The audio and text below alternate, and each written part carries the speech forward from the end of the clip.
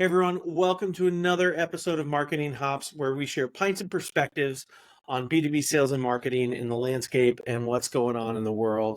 Uh, let's have a cheers and dive in. Today, I am excited to have Matt Simpson on with us. What are you drinking over there, and why'd you pick it? Oh, great question. I chose the Juicy Haze IPA from the Ooh, Ranger. that's New Um, Belgium, right? it is New Belgium. Yeah, I'm a big fan of IPAs, and I love you know, the IPAs that are a little bit hazy, a little bit, have that residue in them, if you will, Oh a yeah. little sugar. So I'm a big fan of those, and you know, I don't think I've come across an IPA that I don't like. So Oh, I'm a little basic in that regard, but I y- uh I love the hoppiness of the IPAs. I'm trying to. There's one that I couldn't drink, and it tastes like you were chewing on a hot flower, like it was that in your face. Yeah. Um, two fun facts for you around IPAs. Number one, they make a great alternative to champagne for your instead of mimosas, you can have a beer mimosa, and IPAs do fantastic with that. So if you haven't tried it, highly recommend it. Huh. And the other one is if you ever get to Deschutes Brewery in Central Oregon, Bend, Oregon, Yeah. do the tour, and they will take you into the staff area, and then they have the hop refrigerator, and they open it up, and you've never seen so many hops, but it's just like wham! If you like IPAs, Yeah. holy cow! Like you'll just want like that is an air freshener. But that's really fun to do. I'm Yeah. speaking of Bend. I'm drinking it's called Nomo from Crux, which is out of Bend, Oregon there, and just a good IPA alternative there. So um, enjoying that. So cheers, but we'll dive in on that and would love to start with just you've had an interesting career. Um, would walk us through the journey, the critical steps that kind of moved you into being a marketing executive, and like what were those critical moments, those critical times, and kind of how did you get to where you are today? I mean, great question. I think the reality is I've always had a curiosity to certain things. Over the course of my career, just in my interpersonal life. And so when I went down this path of wanting to do marketing, 20 some years ago, it was inspired by, my dad's an entrepreneur. He's always run his own business. And I'm like, how do I run my own business? Or how do I like get involved in the business side of things? But then, have a little bit of fun with it, entertain my curiosity that I have. Right.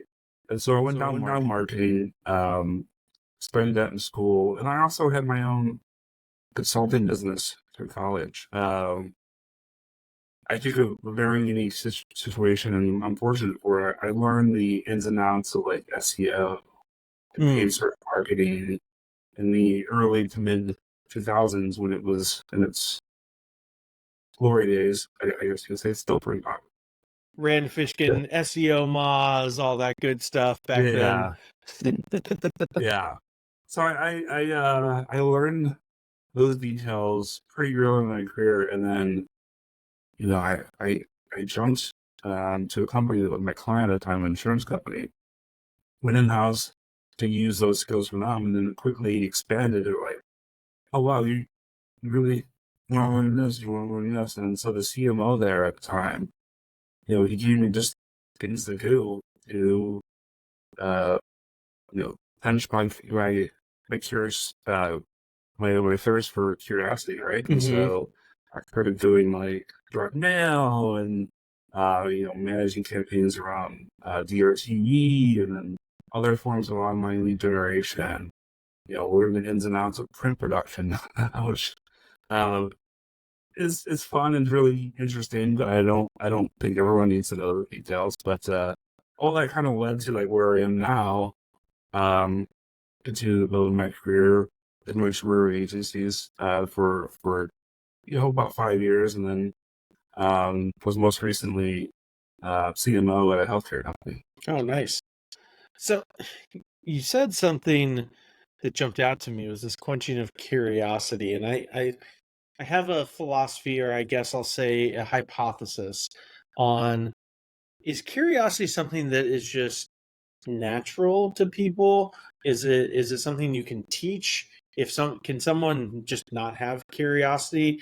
Like from my perspective, what I've kind of encountered across my career is I've had employees and people I've interacted with. People are either naturally curious or they're just not. Yeah. And work is work, and they're not curious about it, and just kind of they want to show up, do their thing, and execute, and that's great, right? The world needs those kinds of people. But for me, I feel like I've tried to teach curiosity, and it's never worked. Mhm. Going through that, okay, curious. You obviously have curiosity. Is that something that either you have or you don't, or kind of what's your view on that?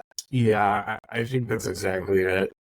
Um, I think you teach curiosity in the sense of like what are the right questions to ask and like how to approach it from that sense. But I think someone is just either naturally curious or they're not. And I think my wife is a great example of someone that's a little quite different from me. Like she wants to explore, she wants to see the world, but she does accounting, and so she likes the black and white aspects of accounting, and she doesn't like to like she hates the gray areas when it comes to like what to do and the accounting side. And like whenever she's tasked with like, oh well, what do I have to do here? She's like, I hate it. She just wants to stop it. Whereas I love that. I'm like, all right, maybe there's not always a right or wrong answer. Maybe you have to find a balance of what works and what doesn't work. And that's one of the things I love about marketing is like it's a science and an art all in one.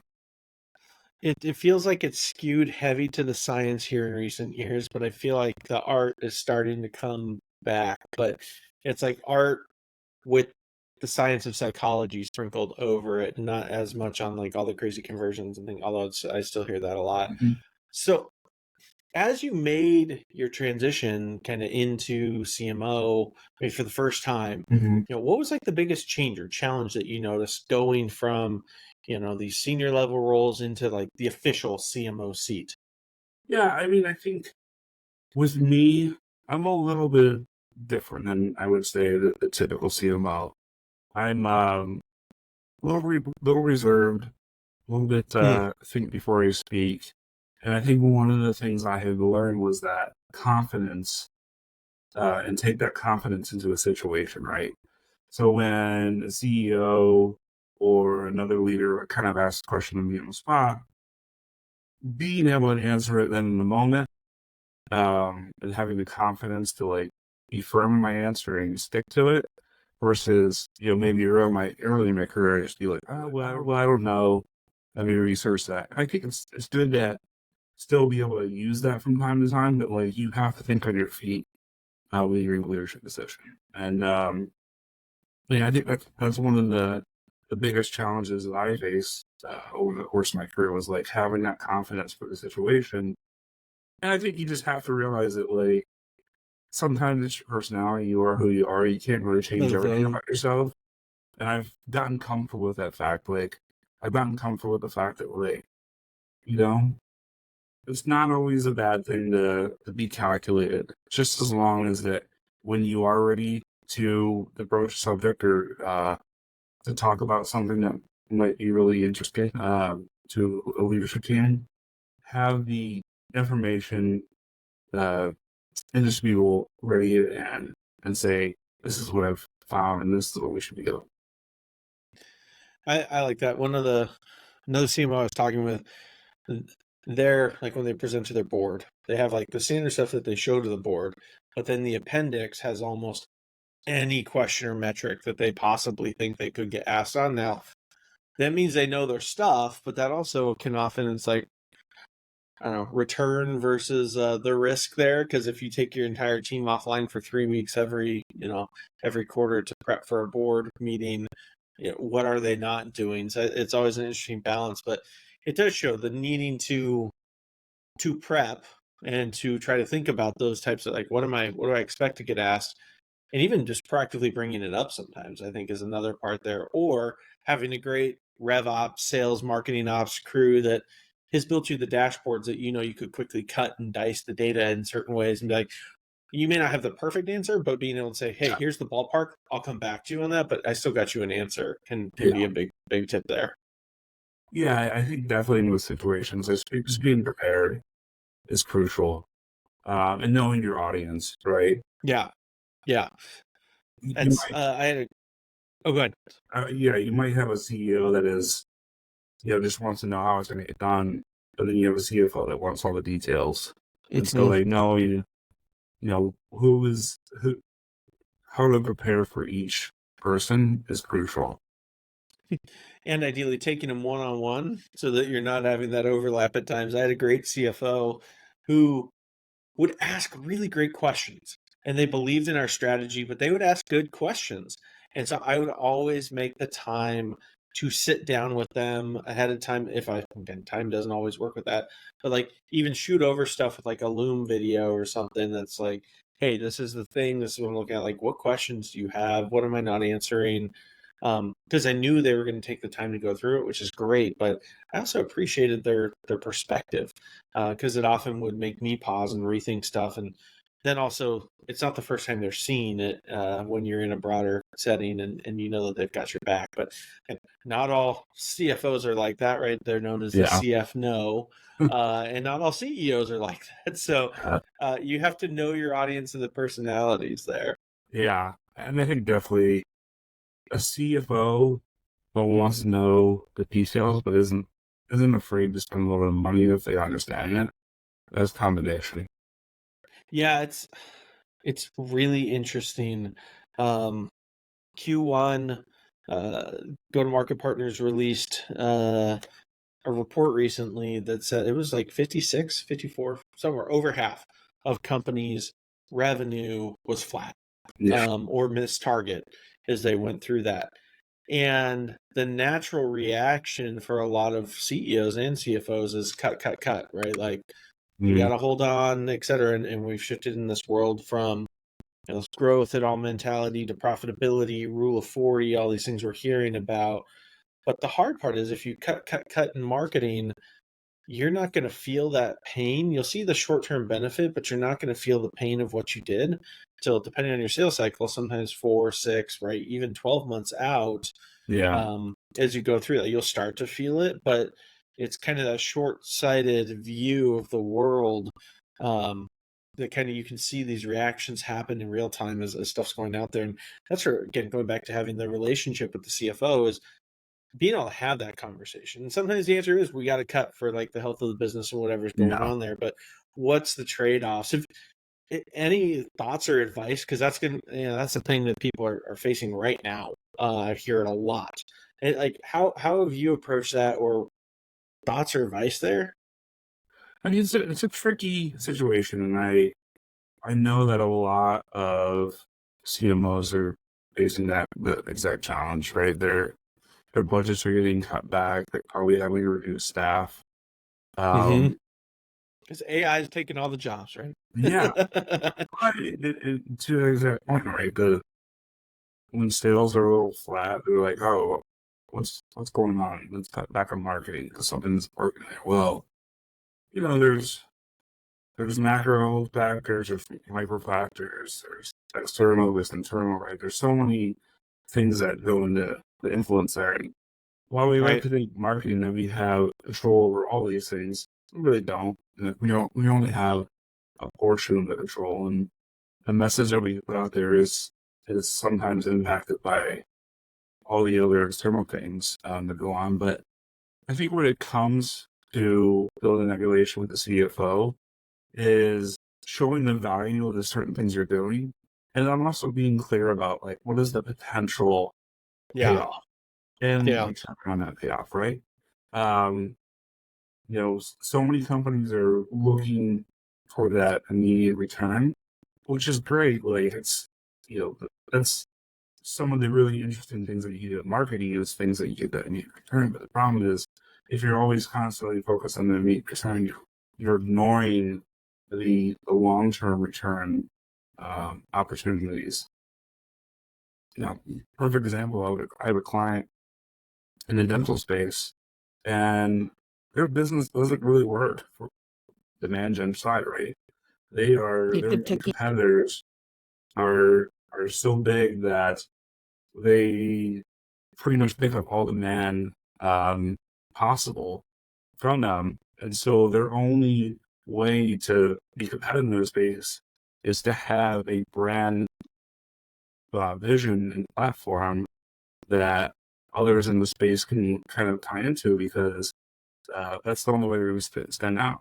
And so you have to have those, you have to make those sort of investments sometimes in marketing. And I think there's ways to show this. Like there's so many ways to measure return on investment in different ways, shapes, and forms, whether it be on brand side or demand side.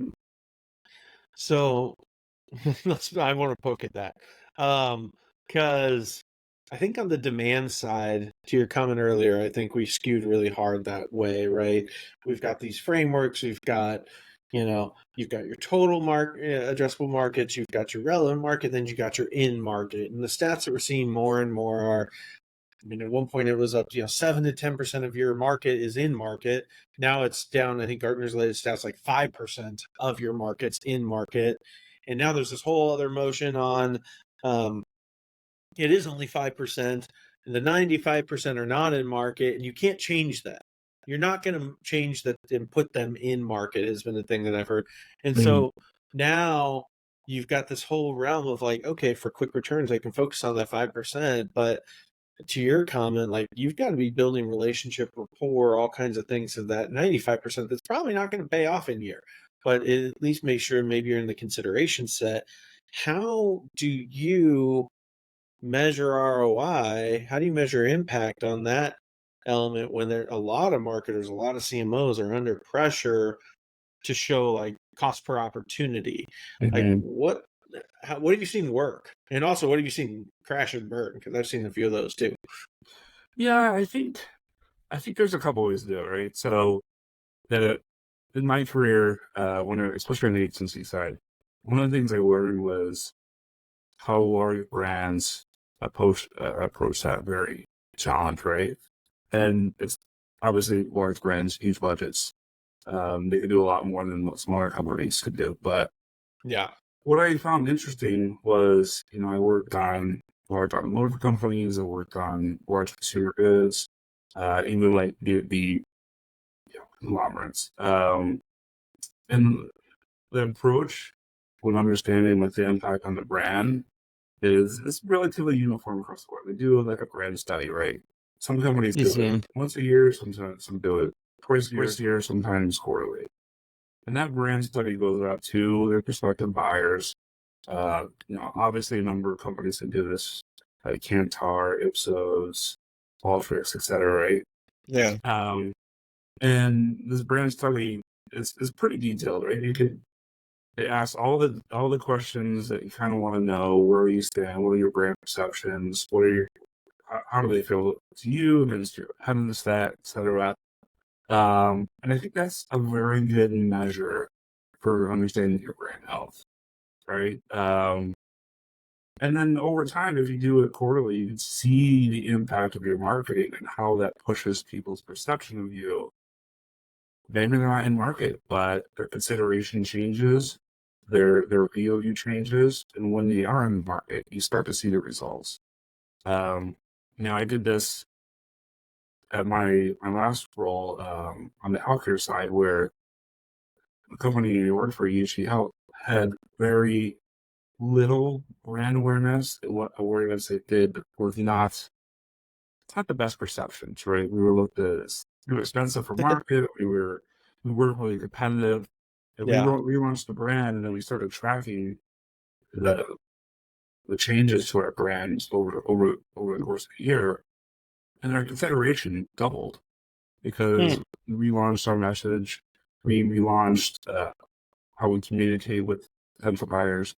Before we did this, like we used a sales team that their main goal was converting people that were exactly in market at that time. They didn't do any outreach. They didn't do any cold calling. So getting out to the market like we did, it really, I think, changed the impact of the company. Over time, we saw the perception change, and within a year or so, we actually saw the pipeline start to fill up a little bit better than it was.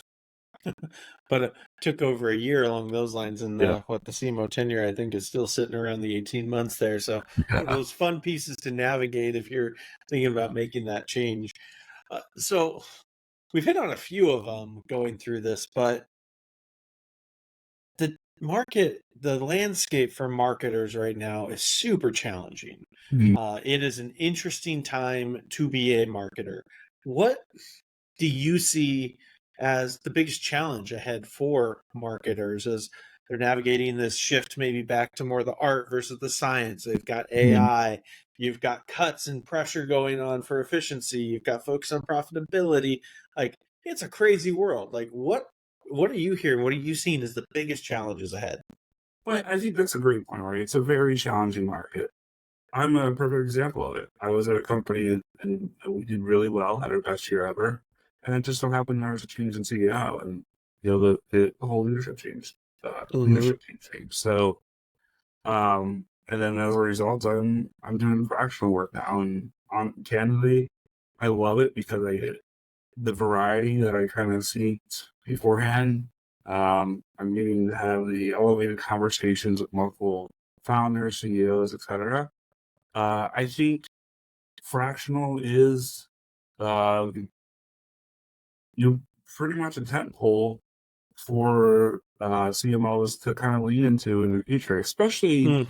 as they get a little more established in their career. I know a number of CMOs that were, like CMOs at Fortune 500 companies, way more talented and experienced than I am, and they're doing fractional now, and they love the Mm-hmm. variety, love the flexibility. I think that is something that we're going to continue to see grow over the next couple of years, not only in marketing, but also in other executive roles as well. Yeah. And then Seeing that in like CROs and that kind of stuff, they're starting to yeah, bubble up. yeah, I think it's a great approach for a smaller growing organization where they can bring a talented leader in at a fractional capacity, and they don't have to, pay for a full-time role, but they get the experience of someone Right. at a partial level. So I think that's one area. I think the other thing is like, in the last year and a half, the focus has shifted completely from, I think, a big balance between brand demand down to an 80% demand. And I hope investors and other executives are realizing like, hey, coming back on the brand side of things wasn't the right approach.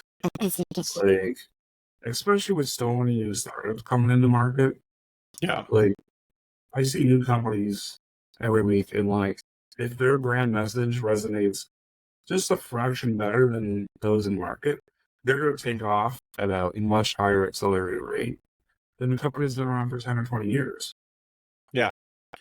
Yeah. It's to that brand message. It's similar to some advice I give to people in AI, which is you don't have to like crush it. You got to be like a sentence ahead.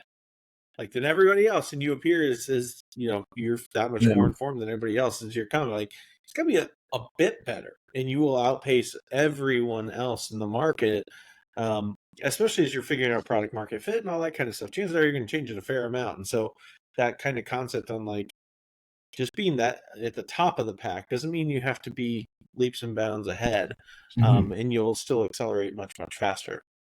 I mean, I look at AI as another tool that's coming in the marketplace, and over the course of my career, we've obviously had like SEO and then the analytics perspective on digital, and then customer data platforms, and then Yep. social media, and then there's so many new things that have come in the market like the last 20 years. And I think AI is one of those.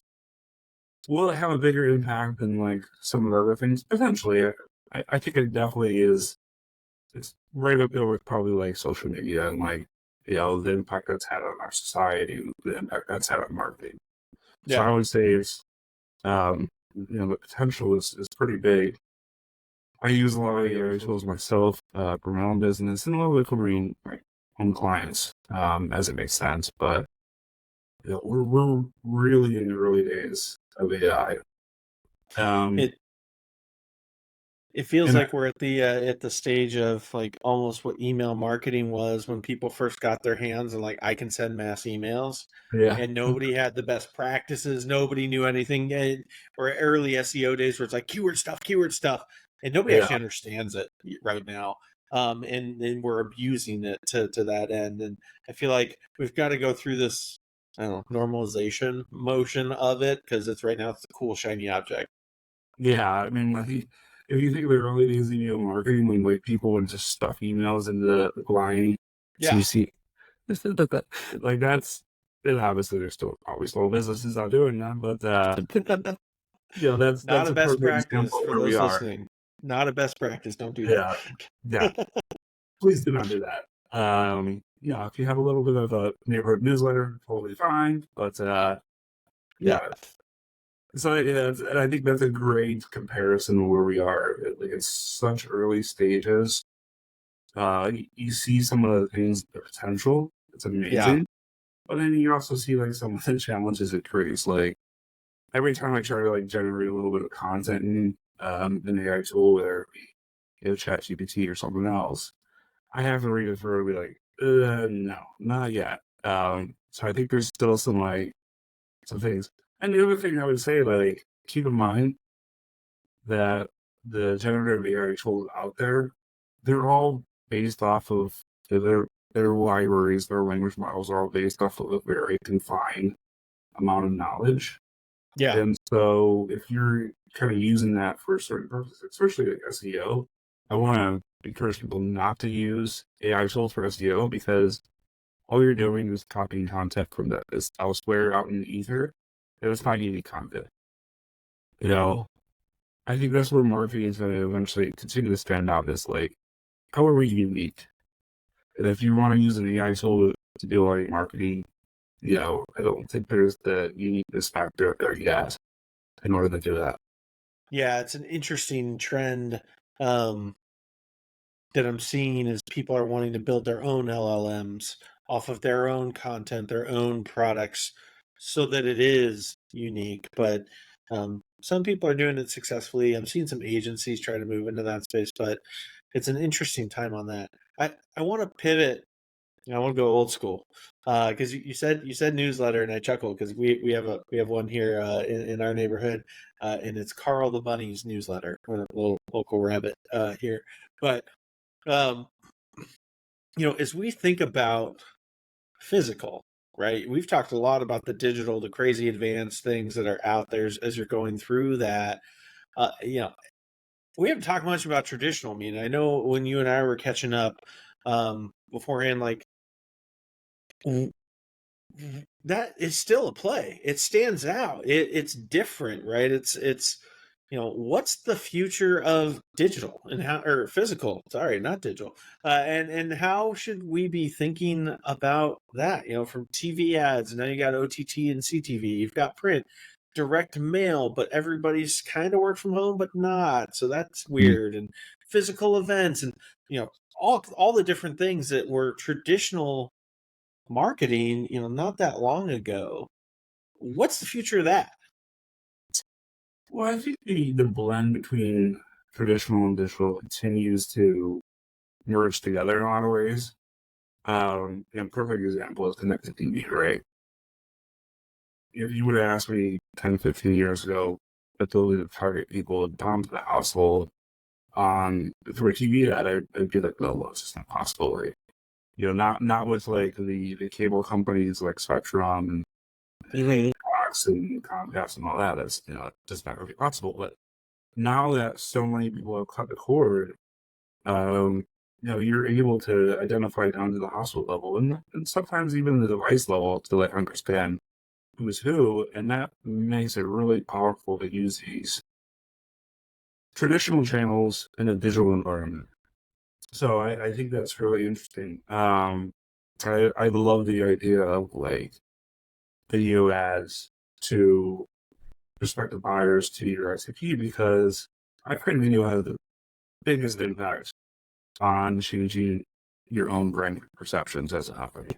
By far, Mm-hmm. by far. It's just like, especially if you can get them in a captive moment when you're watching TV at home, no one's gonna turn off TV because of the ads on, and it's ingrained in our just our lifestyle. It's just like you'll leave them on, and maybe we'll check our phone or something like that. But I think that's really interesting. Same thing with but direct mail. Direct mail is becoming more and more sophisticated. But it's honestly, I would say 20 years ago, direct mail was probably one of the most sophisticated marketing channels you could have done, because with web-based printing, you could do personalization out of the household. You could, target on lists were all very specific. You could use rent lists, you could use co-ops. There's just so many different aspects of it that made it really interesting. And, um, you know, 10 years ago, you could target around direct mail and then you could target online at the time. So I always found it to be really interesting. So, well, these channels are all starting to kind of come together. And I think as you start to build out your marketing plan, if you always think omni-channel in a sense, the impact is going to be greater. I learned that when I was agency side that the impact between a visual video ad and some other touch points was so much better than just one of them, as you can understand. But the combination of them all played into like how well perceptions were made, how well conversions happen, etc. So like I think with any marketer, you have to think omnichannel. You have to think across the board. I'll use a quote from a previous mentor as it relates to digital, which I always find interesting. At the time, it was relevant, but I think it's become even more relevant. And he, a former mentor slash CMO of mine, used to say that internet ruined the whole generation of entrepreneurs. Right? The reason why he said that was like because it simplified a lot of things that took skill from a marketing standpoint to understand. And so before, if you're doing like catalog work, if you're selling things in a catalog, you can't do a catalog industry. They did all kinds of optimization on like catalog layout and what products they wanted and all that. And it was so, there was a lot of sophistication in that. But then the internet just made it so much easier. You just use tools. You just test and learn. You don't need to, do anything yourself. And that was the context where he came from. I'm using them a little different. And I do think the internet's ruined the whole generation of entrepreneurs. And the reason why I say it is when 60% of your ad budget goes to Google and Facebook, 65, 70%, like I know so many companies that all they do is they spend all their budget on Google and Facebook. Like, there's so many other ways to reach your target audience. And you just need to be a little more creative on how you do it.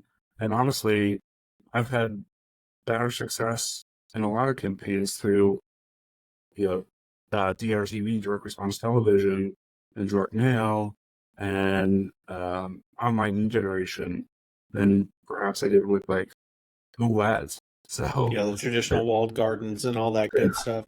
I think it's going back to the attribution comments. Sometimes it's just easier to show a click to sign up or whatever that is versus others. It's a harder attribution model. You made a comment and it made me think, what's the worst print mail or kind of physical experience? What's the worst one that you've ever seen or come across? Is there, and then maybe what's the best, like one that really stood out to you? Good question. I have a tendency to forget the bad things. So, Hey, not a bad thing, except you can always learn from them. What not to do yeah. is just as important as what to do. I think, one of the things, that I did before I joined, and this is totally fine, right? You learn from it. They would send out direct mail, and one of the messaging was in line with like what the services were provided. I'm not a big fan of like the postcard format when it comes to direct mail. I'm not a big fan of like trying to be too salesy in direct mail because a lot of people they realize it's junk mail. Oh, this is from so and so. I'm just going to throw it out. So Right. my typical approach with like direct mail is sending things in an envelope with a letter form, high touch, high value, really having like a strong sales language to it. Then I find that to be the most successful. But if you are at a plain ad and just a print form from a direct mail standpoint, I've never seen a word. I think there might be a few exceptions in industries that I haven't been part of, like maybe that works for retail, maybe that works for other industries I haven't been in, but like I'm not a big fan of like those sorts of um mechanisms because it's not creative. You're basically just slapping an ad on a print piece and just mailing it to someone. Right. Yeah. Hoping that you get seen and considered as you go through that. I think Yeah. my worst one was I got sent a box of cupcakes to the office, and they were moldy. It was like that was a really bad experience. It was like, and it didn't have to even we weren't into cupcakes, so we just gave them to the team and didn't really consider who sent it Yeah. or anything like that. Um, but then there was like the presentation experience. So there was one of those that was a lesson learned for me. It's like always check on like if you're using one of those gifting vendors, like how do Yeah. they do it? What's the timeliness of all that stuff? This was many years ago, so I won't name names going through that, but that was a bad experience. Yeah. There's another example that, moving back on it, we worked with a company, and this was probably 10 years ago, that would send the device in the mail, and it was kind of like, a cheap tablet or something like that. It wasn't too expensive to send. I think it was probably like $50 a pop, but which is kind of expensive not looking back at that. But you open it up and it played personalized video for the intended audience. One of the things we learned there was like one, the technology just wasn't that great. Two, it was expensive, and even though it was like kind of engaging and personal, it was also creepy and maybe it didn't really always satisfy the potential prospect's needs, and so they kind of just will put off right it. And then the third thing was like it didn't really get across the message when you're trying to do something like that technical, and even savvy and stuff like that. I think like just let it prove itself out first before you jump into it. Yeah, yeah. Um, Let others potentially tinker with some of these things earlier on before you put your yeah. brand on it. It's, the promise can be good on those, but yeah, the delivery is everything on them. Speaking of which, I know you've taken some fun risk across your career. You took chances, made bets.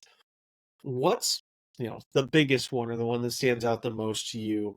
Why'd you decide to take it and did it work out? Um, I think like the biggest bet I took in my career, like when I worked for an insurance company. Company was sold around the same time it was being sold. I moved to New York. I worked for the Daily News for a short period of time. That opportunity just wasn't working out, and I wanted to do something new, but I was having a hard time kind of getting into the next step of my career. Hmm. Um, and so I was referred into an advertising agency called Critical Mass to lead the performance marketing and marketing science in the New York office. And it was a really interesting opportunity, and it certainly had its ups and downs. I mean, one of the things I really value about it was like boring. Before that, I was like clear performance marketing, the data inside and out, always focused on the data. But once I went into the agency side, I got a real understanding of the value of brand marketing and establishing your brand and why the companies that are Fortune 500, Fortune 50, whatever, like they remain in that place because they invest in their brand. Hmm. And those companies that don't invest in their brand or, you know, invest in their brand directly, they have a tendency to fall out. So I think it was a really great opportunity for me because I got to see the other side of the wheel and I worked with like huge organizations like B&W and Norwegian Cruise Lines and whatnot. But I think it's a really good step for a lot of people in their career as if they want to elevate. The only thing I say is like, once you're in that position, you build a wide perspective in some areas, but the things you do, it's a little bit more focused. And that's what I wanted to move away from over time was I felt like I was so focused on one area of marketing for my clients, but I wasn't doing the things that I used to enjoy doing when I was in-house leading the marketing team.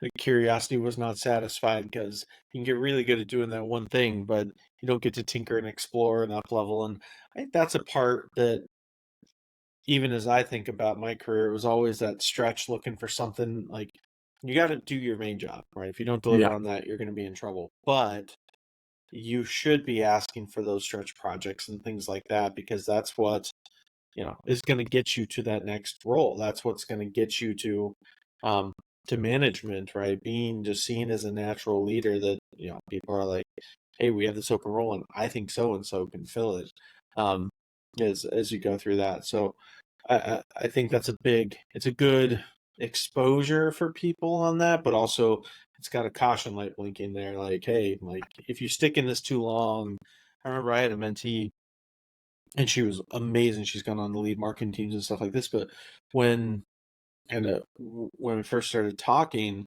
she was known as kind of just the events person. That was it. All things events. And we had a chat because you can make an amazing career out of events, right? Like, but it was like, hey, do you kind of want to do this? You're kind of at the ceiling here because we're never going to have a big events team at this organization, which is fine if you're happy and this is cool and you kind of want to be on autopilot. Totally get it. It's like if events is your jam and you really want to like pursue it, like we got to work on getting you outside to like a big organization that does these big flagship events or things like that, where you can make an entire career. You can be a VP of events, right? Like all that kind of stuff. Or if you want to not do events and have it be a part of what you do, like we got to start getting you experience elsewhere. To your point on that, and it's like, all right, how do we start to incorporate the digital side of that, and then that extends into other areas, and that's the route she chose, and she's had incredible success. But you need to be very mindful of that, I think, as you pursue your careers, that if you stick in a thing too long, you get kind of pigeonholed there and it can be really hard to break out. yeah, yeah. And I think that's really my career was still focused on digital. So when I joined my first like real job outside of consulting, it was a pretty tumultuous like 6 months. So I was told that you have to focus on Google Ads, you have to do SEO, you have to try to get results. And that was the feedback I got from my manager at the time. And I said, like, well, I do that, but I'm doing it 20% of the time. What am I supposed to do the other 80? So I went, all right. And he's like, what? You have 80% free? And he didn't know what to do with that. He's like, oh, well, you should be putting more time in this. And I'm like, well, trust me, like, we're meeting our goals, we're doing what we're supposed to do. Like, there's really no more time to be spent in this. Like, it would just be, getting 80% for like another 2 or 3%. Yeah. Yeah, the return on time is not going to be there. No.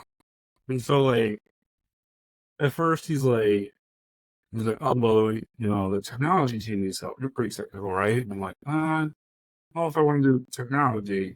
And that's when he brought it up with the CMO at the time, my eventual mentor. And, he said with me, he's like, well, I need some help in this other areas of marketing. Like, I need help with, like, analytics. I need help with direct mail. I need help with, working with their call center to make sure that they're meeting goals and stuff like that. And so, like, I eventually jumped into all these other things. And, within a year or two, I was leading on customer marketing for a company. And so it was like really, um, it was a turning point in my career. And I think just like one, you gotta ask, two, you gotta like show the effort, and Yeah. three, you gotta just show the results and say like, here's what we think we should do, and like here's what we're gonna get out of it. So, um, yeah, I'm pretty fortunate. Like I try to be pretty humble. Um, yeah, I try to give people in my team the same opportunities. Like, yeah, I'm a big believer in like a rising tide lifts all ships. Yeah, Yeah, 100%. That I think that's some solid career advice for those listening. That um, I always say the person who cares most about your career is you, right? And so yeah, you do need to kind of like good managers will draw it out of you, but at the end of the day, you still gotta kind of take the reins a little bit and pursue and ask, and don't be pushy because then people pull back. yeah. But like seize opportunities, express interest. I love all that. I have one last question for you, and I have to ask this of everybody, which is we all have our favorite technologies that we use right now across sales and marketing tech. Like, what are your three must have in any stack that you're building? I mean, great question. I think every company needs some sort of CRM, right? Whether it's HubSpot, Salesforce, Do you have a favorite? Flavorful. I mean, Salesforce, I guess. Like, Yeah, I think it depends most on the company. universal. Yeah, it depends on the company size, revenue, what their aspirations are. Like, end goal is usually Salesforce, best in class, most capabilities. If you're not there, HubSpot's pretty good too. Mm-hmm. I've used, elements of the Adobe stack as well, so like that kind of fits into it. But I would say like Salesforce, some sort of CRM is like number one Yeah, CRM. because you what's the typical number, right? 80% of your revenue comes from 20% of your customers, right? Yeah. So like if you're not able to capture that with continuous follow up through email, through like a trustworthy media. I'm also a big believer in having an engagement center, a call center, right? There's a lot of value in that, both inbound and outbound. I know some marketers like kind of get a little bit afraid of having outbound channels, but if you're doing it right, if you're following all the rules, and you're actually you're calling opted in individuals, it's it's a great channel. But all that runs through like Salesforce, and it pulls Right. that branch out of Salesforce. So you have to make sure that's in place. What's next in the tech stack? I think it depends if it's going both B2B and B2C.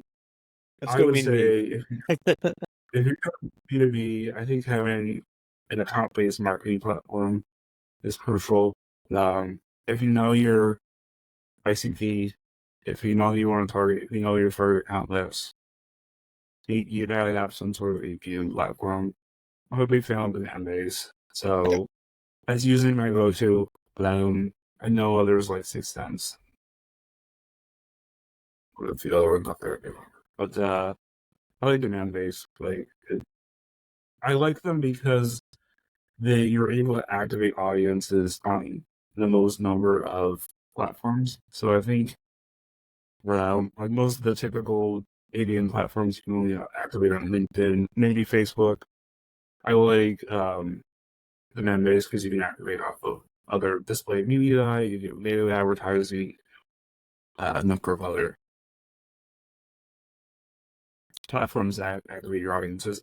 And it also integrates best with like Salesforce, integrates best with a few other platforms like Mercado. And I love it that in the sense of like you can actually measure your audience as they come down the Mm-hmm. funnel. Mm-hmm. You can understand who's aware of you through ads. You can understand who's considering by going to your website. And then you can measure that based on the account-based profile, which is great. So we got So CRM, we got an ABM platform. Sounds like demand base is your jam on that one. What's your yeah. third? Well, I'm gonna look at the other side of the picture, right? If you're doing direct consumer marketing, I love customer data platforms. Okay. And so that's taking your CRM a step further. And I think in some ways, they're becoming one, both the CRM and custom data platform.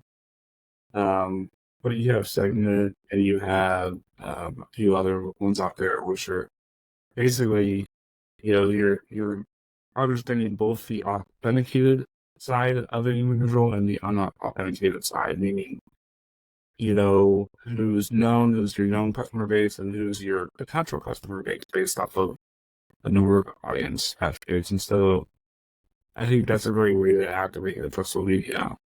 And I moved the needle a little bit further. So I would say those are my three pieces that have grown the most revenue over the course of my tenure leading marketing departments. If you don't have those three set up, it's going to be tricky. Yeah. Well, I think those seem to be consistent themes, as some sort of CRM, ABM, and then CDP is, I think, going to become more and more necessary as we go into the future there. I think we're right at time here, and so I just want to say thank you so much and cheers for being on the show here. If people want to find you, where can they reach you? Well, I have a pretty unique LinkedIn, so if you want to reach out to me on LinkedIn, it's actually, linkedin.com/in/direct marketing. I picked that probably 10 years ago, so you can find me on LinkedIn. You can check out my consultancy website, pitchblend.net. That's PITCHBLENDE. I came over that name when I was probably 16 years old, and I've been sticking with the name for 25 years. Nowadays I'm consulting and trying to provide value across the board. So, love it.